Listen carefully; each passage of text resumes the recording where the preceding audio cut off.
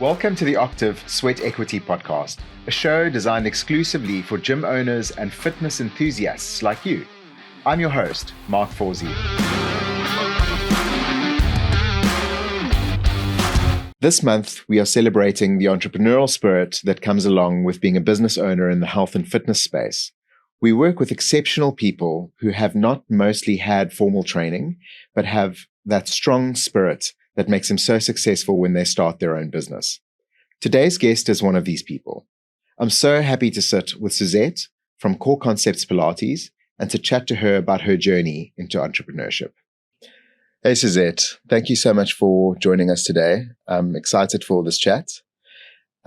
You've built Core Concepts, which is a successful multi-location Pilates studio, and I know that you've seen out COVID and come out the other side, and there's, I'm sure, lots of roller coasters.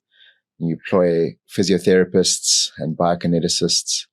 But can you maybe just start off by telling us your journey to get to Core Concepts? Thanks, Mark. Thanks for having me here. It's a huge privilege. I think I would never use the word entrepreneur to describe myself, really. Slowly but surely, I've learned what the word means. But I grew up in a home where my dad used to say that one should always have a plan. And basically what he said was, if you have no plans anymore, you are dead. So we kept on making plans until we were completely satisfied that the idea we had would either work or wouldn't work. And that's probably where little entrepreneurs were formed at a young age. But in short, I finished my physiotherapy degree at the University of Pretoria in the year 2000, after which I worked as a sports physiotherapist for several sports teams, including the professional soccer team SuperSport United. Awesome. And it was in that time that I really learned how to work hard. And I learned the value of teamwork and how to become tenacious and adaptable in your workspace. And then I had the opportunity to start my own physiotherapy practice, being part of the Intercare group. Spent a few years working in that practice. And then I made a turn in the beautiful Lowveld, Mbombela. And that's where my Pilates journey started. So me and a friend started a Pilates studio as part of a physiotherapy practice. Yeah. But it was only 13 years ago when I came to Cape Town, where I think this entrepreneurial side was ignited. So I moved to Cape Town 13 years ago, and I had the opportunity to take on a part-time job in an outpatient private practice, physiotherapy practice, and then also start a Pilates studio. It was very humble beginnings. And as I said, I think that was in that season where the entrepreneurial side got a kickstart. Yes. And I identified a need, probably an opportunity, between the world of acute physiotherapy, treating pain and pathology, and then building the bridge to the longevity of well-being and health. Yes. So physios are great in treating pain and pathology, and biokineticists So the symptoms. The symptoms. And biokineticists are fantastic in the final phase rehab and also athletic conditioning. But what I found was almost a missing link between the two, which kind of confused a patient on where to go after getting the initial treatment. Yeah. But it also confused medical practitioners on where to refer their patients to. So, I think it was in 2011 when Core Concepts had a very humble birth in an extremely small room in the northern suburbs of Cape Town. And ever since, I'm grateful to say that we've been growing and evolving. Awesome. To where we are now. So sorry, just back onto the technical side of the sport or the exercise style. In my mind, Pilates is also preventative in terms of injuries and so on. So it's, I always think, this is very off topic, but I always think about the fact that doctors, and we're always treating the problem once they happen. But actually taking part in something that could prevent an injury from happening in future and create the strength necessary and so on is really cool. Yeah, I think there's a new word now in our world, prehab. Oh yeah, and exactly. Instead of rehab. Yeah. But I feel so strongly about this world of Pilates that I think government should make it compulsory to every person. Yeah. I've only ever done like 2 Pilates sessions in my life. Oh wow. At a time where I thought I was a hardcore CrossFitter. Yeah. I identified as a CrossFitter. And it was probably harder than any CrossFit session that I've ever true. done. Very true. Yeah. So just in terms of, it's quite cool. I'm interested to hear that start of the business, because there's schools of thought that say you have to be all in, like you can't keep your day job and start a business. And there's schools of thought that say, start it while you have a stable income and then transition out.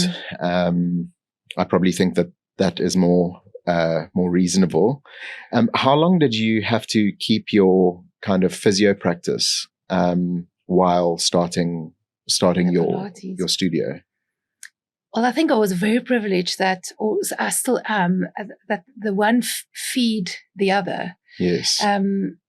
It took me many years of teaching Pilates separate from being a physiotherapist to realize the amazing link between the two. So we are very fortunate to almost get the overflow from a practice. So to answer your question, I could have the half day job, and again I was lucky that it was flexible in hours. Yes. Until the business grew substantially to leaving the hands-on physio part.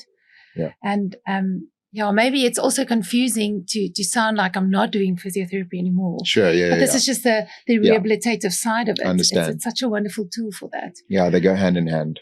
Yeah. Yeah, but I mean that is a good point. When should you start to, or should you wait till you have all the money or all the equipment? I mean, that was one thing that I faced as an obstacle in a way. I had no money and I had no equipment and I had no formal space to start it off from. And all I had was the thing I do best, and that is to treat patients. A skill, and a willingness to take action. Yes. That's kind of what it comes down to, is actually you take action using what you currently have, not what you hope to one day have. Very true. Yeah. So I think my ability to sincerely care and to have compassion and just to work on an individual way with every patient helped to build the business. Yes. So it was literally one patient at a time. I didn't wait till the full picture was completed. You see, this is how businesses are started and built. Is one client at a time. It's definitely. And you look at these big businesses and you think, how did they get to that scale or whatever? Yeah. And it's literally that's how it always. Yeah. Sometimes it's one breath at a time. It's exactly. One payroll at a time. And also, so as a physio, we have no business background, or we have no financial background or ability to have a business strategy. Those concepts are sometimes still foreign to me. Yeah. I would also never have thought of myself as a businesswoman per se. But we all have a network and we all have resources, and I think it's just a matter of using those resources. And I'm very fortunate to know a lot of people that's quite successful on the business side that could be directive or just in an advisory role to guide me. And still, I'm very willing to learn. So do you think if you had a formal business degree that it would have helped you or would have changed anything? That's a very good question. I often think about it. I think it would have helped on the side of management in terms of interpreting, reporting and probably forecasting. But I don't think there's anything that gets to your gut feel. I don't think that anybody knows a business as well as the person that starts it. Yeah. I'm always falling back on what do I deeply know the client or the patient need or the community. And I literally just try and serve that purpose. Yeah, absolutely. Like I studied a BCom degree, and I can tell you it did not really add much value to me when I started a business. It's comforting to you. Yeah, if it's any consolation, you have to learn as you go. I learned much more from certain mentors and people who've just done it before. True. And people who've subsequently gotten involved in our business and so on than I would have ever learned from a formal. And by making mistakes, I think. The trials and tested way. Because you've got no choice. Yeah. You have to learn. Yep. You learn as you go. There's no real prescription. Yeah. But it's good if you say that, because I sometimes want to blame something in the hard times, like the lack of business skill. Speaking of obstacles, what would you say have been your main, if you can think of pivotal obstacles that have come your way? I think the first thing when I think of the question, I can't help to think of a deep belief I have that with enough awareness and practice, one can probably change anything. Yeah. So while something would be an obstacle, throughout the past 13 years, I could also find the value of not being able to do in naturally hindsight. What I want to do in hindsight. Yeah. But as I say, sometimes a pivotal challenge for me is the lack of financial knowledge, like pure financial knowledge. But what I can say on that point is studying physiotherapy again taught or teaches us a lot about the compassionate part and the how to communicate with a client or a patient, or how to mobilize a person to do something, and caring and being generous. And that actually became the basis of our business strategy. So without the sound financial side, which I now fantasize about a little bit, that's actually the basis of our business. Another obstacle for me was a tech obstacle. I'm not tech savvy at all. So that is where I just fall back on reminding myself that I am grounded and I'm logic enough to figure something out, and I'm realistic to ask and to use my resources. And it's amazing how there's just so many people that can help. Yeah. It is really a community project for me to build a business, and to grow this business is a community thing.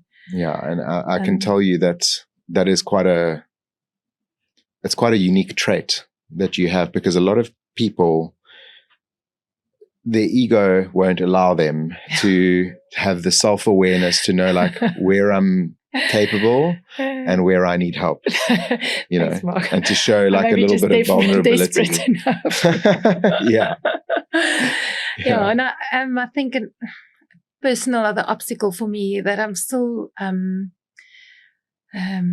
training myself in every day is that I do struggle to have boundaries. And in business management, one really has to have quite strict boundaries. So I find myself often in a position of overly kind or just always available. Just always available. But I think that's an ever-going learning curve for any business owner.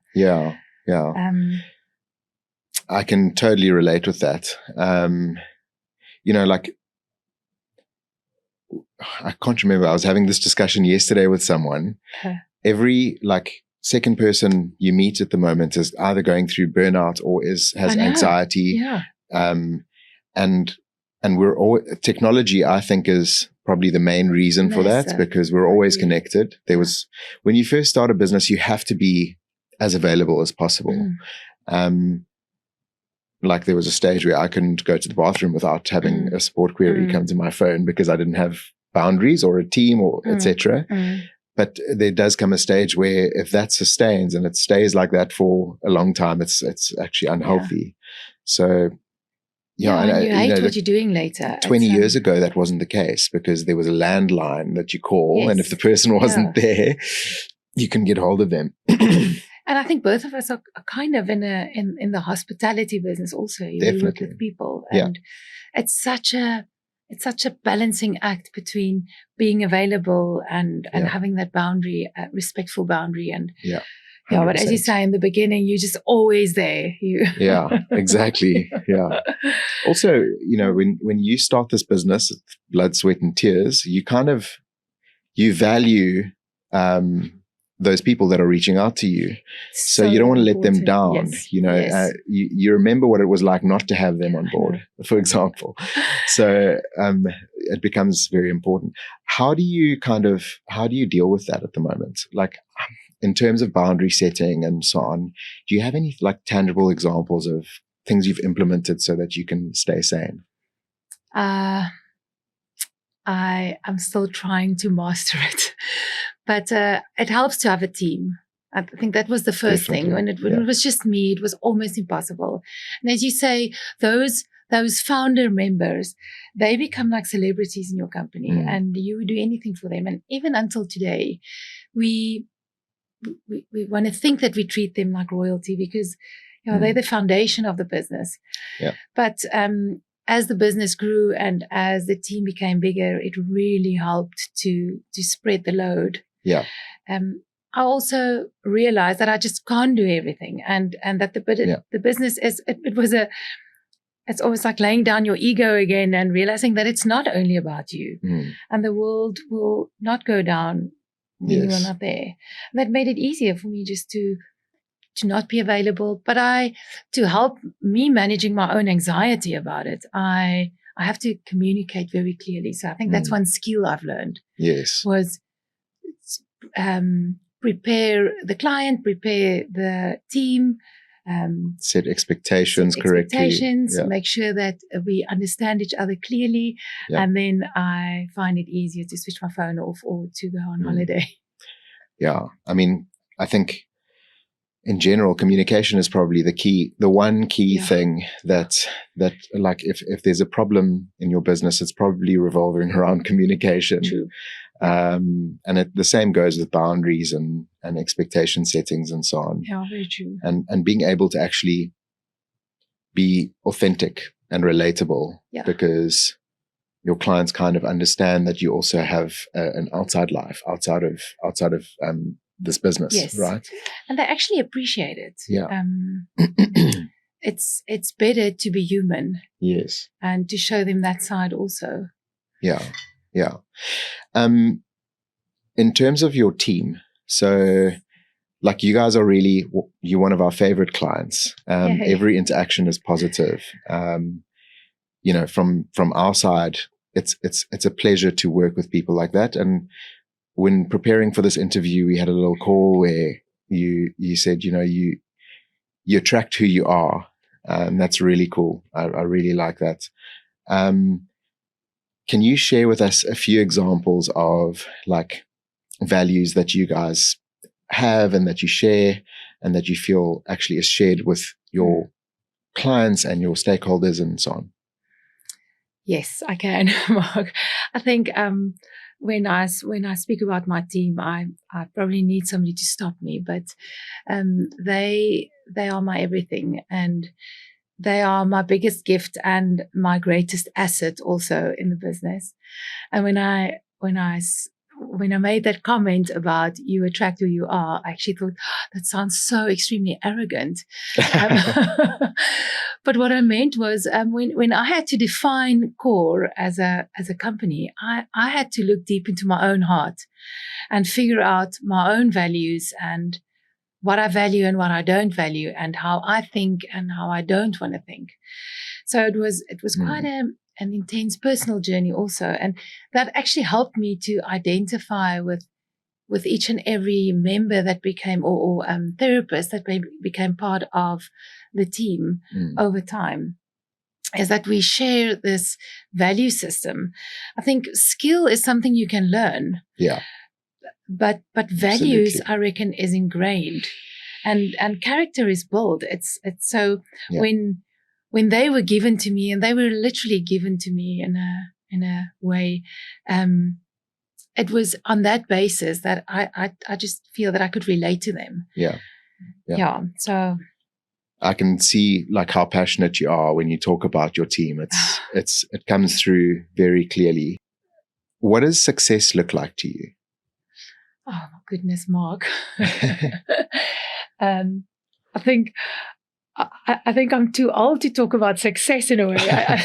The word significance come to mind. What does significance which is a beautiful word, yes. but I think there's a point where we all move from success to significance. But if I think of success, I would think of something really basic in a way. Like if you can just finish an honest, hard day's work and being true to yourself, I think you've had quite a successful day. Yes. In our industry, also, if you can meet your client or your patient's expectation, I think you've succeeded. I think that's something that we miss a lot. You can do all the right things, you can use all the right tools, but if you have not met their expectations, you have not succeeded.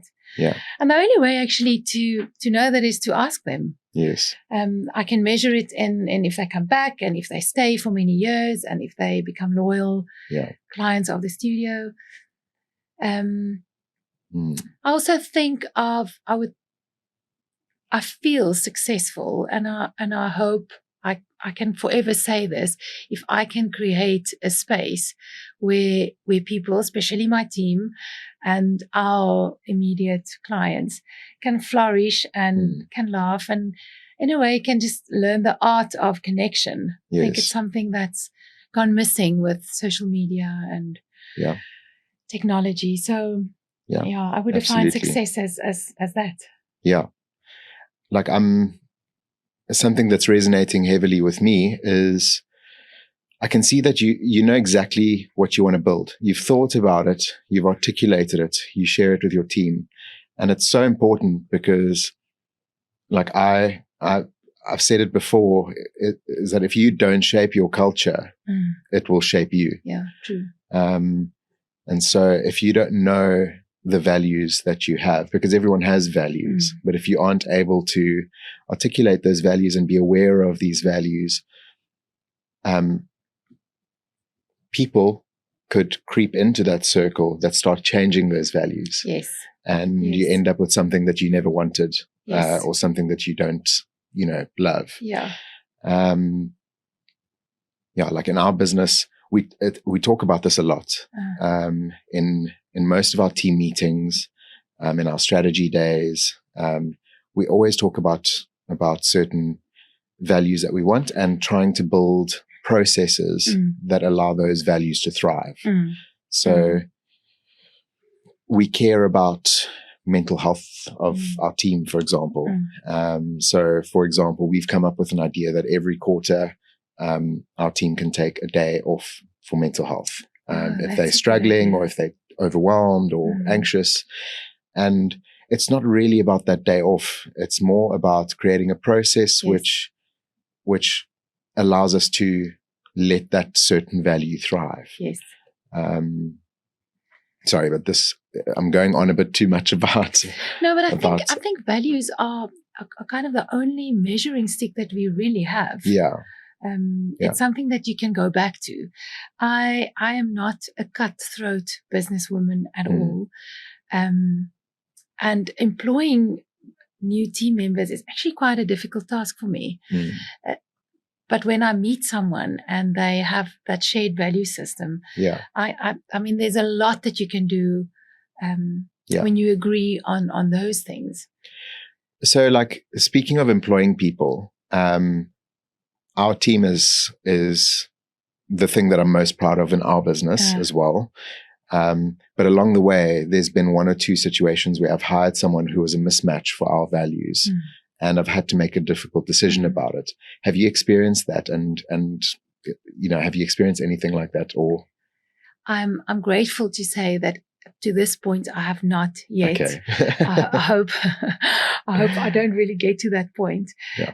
But I've thought about it before. As with bright eyes and bushy tail, you employ somebody, and then it's just not what you think, and they are not necessarily moldable. I also think it does take time for a person to learn the culture of a company. And I would not necessarily exclude somebody if that takes a bit of time. Yes. But I know what you're saying. You can easily just meet somebody or employ somebody that's just not flexible to learn. Yeah. And actually, like, what ends up happening most of the time is if somebody like that joins your team, it doesn't mean that their values are bad. It's just not aligned, right?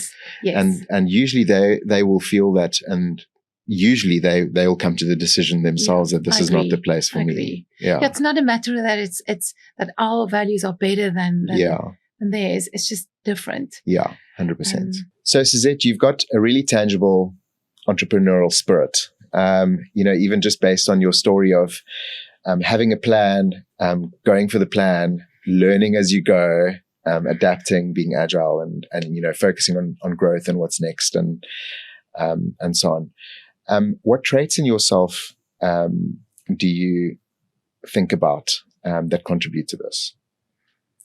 So, Mark, I think, as I said earlier, I would never have described myself as a true entrepreneur, but over time, I could identify with a few characteristics, and today I think I will define entrepreneurship as probably a perfect mix between intellectual, financial, human, relational, and spiritual capital that one can use to actually build an entity. I think entrepreneurship is something that comes from within. Today, I realize that it's almost part of your DNA. It's a way of thinking. Yeah. It's a way of being, and it determines actually the way of doing. Yeah. I think entrepreneurs, and this is also, it's something that I realized very late in my life, is the fine line between identifying a need and seeing an opportunity. For the entrepreneur is very often the same thing. And I will see the opportunity and then do a quick risk analysis, knowing that there will always be risk. We're trying to minimize it. And then step out in faith and then just act with great passion. Have the courage to actually do something about it. So I think that would describe an entrepreneurial spirit to me as It's very, very well put. Yeah, absolutely. But I enjoy, I know when I see an opportunity and it makes me excited, I kind of know where it comes from. Yeah. I would never go without it. I would never be that person that cannot respond on it. Yeah. So now I just enjoy it. 100%. You always wonder, I should have done that. Okay, I should have done that. Yeah. 100%. Suzette, what is next for you? Do you have any immediate or long-term plans, whether they're immediate or long-term? I think, Mark, so for now, it's my main aim to just to keep the studios on track. And to keep the team as it is. But we have one exciting prospect, and that is to open in Hermanus. Oh, amazing. Yeah, awesome. So early next year. Awesome. We will be opening in Hermanus. And an awesome town to open in as well, especially considering, like, I know a few people who've moved there. Lots of people. Yeah, lots. It's a great location. To Hermanus. But I mean, on that point, what also, I don't even know why I'm actually saying it at this point, because I think I become nervous when I think of another studio. But if I look at the business, from the periphery, a little bit from the outside, I can clearly see how we fit into a very specific link in the fitness world. So we are not really a fitness studio, and neither are we a physiotherapy practice. Yes. But I think we bring those two worlds together in a non-competitive way. Yes. So we, for instance, see patients from all sorts of physiotherapy practices, and we always refer them back, which makes us less threatening for an area. And we will forever keep it like that. I think that is our purpose, is to just build that bridge between the fitness industry and then the more rehabilitative side of the medical world. You started this chat by saying that you don't really think of yourself as an entrepreneur. And, the way I would define an entrepreneur is somebody who identifies a pain point or a problem and finds a way to solve it. And it sounds like that's exactly what you guys are doing. And it's in a way that isn't being done very commonly. So really well done on what you've achieved. And it's really inspiring to hear your approach and your kind of your mindset around what you want to build and the kind of the life that you want to build. This is a very cheeky question because this podcast is actually not about punting Octiv, but because you are one of our favorite clients, I would like to ask you kind of, how has Octiv changed the way that you do things as a business? I'm actually glad you're asking something about Octiv, because I might have just added it in. But Mark, if I can answer you in this way, Octiv in our business is actually a person. So it's a true third member of our admin team, and it's got a persona, and it's amazing actually to say that, because it's somebody or something that we also get to know, because it's ever evolving and ever growing. And the thing about this persona, it's so flexible to learn. It's so willing to learn, and specifically also to address the needs of the client. So for us, it's amazing to use Octiv, not only because it frees up time for the rest of the admin team to do other important things. It's just so user-friendly, and it's got one aim, and that is to make life easier. And it is achieving that. So thank you. That's really good to hear. Thank you. My team would be very happy to hear that, because it's a great platform. Our whole thing is humans behind software. We know we're a software company, but we want to make sure that we are humans dealing with other humans. So I feel like we've got quite similar values, actually. Yeah, it does. Thank you for the kind words, and thank you for your time. I really appreciate you coming all the way here. That was great. Yeah, we should do this again. Yeah, it was great. Thank you.